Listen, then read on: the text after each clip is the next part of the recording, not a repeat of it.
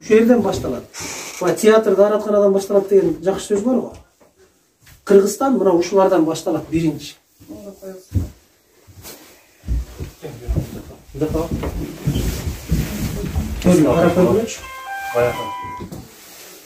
Ушул жерде бала кантип жашайт да кантип окуйт. Тиги окуп аткан классыңардын кебетеси жанагы болсо, курткасын чечпейт, топ менен отурат.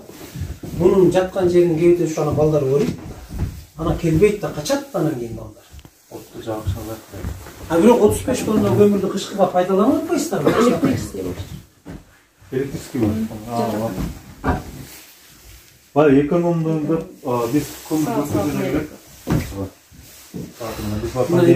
Ушул жерге команда келген буйрук келген электричество көмүргө өткөзүлсүн. Ушул жерге кантип башкасын жасай алып атса булар кантип өтөт? Ал командага келген эмеспи? Көргөн дагы. Мына жерге электр энергиясы кетип атат азыр.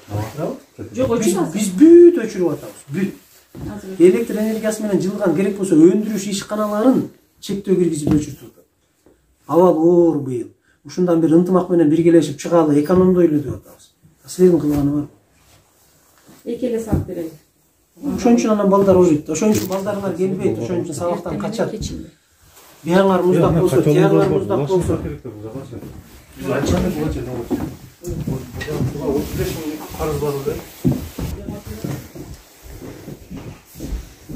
Окуучуларыбыз кантип турат? Мына жылуу.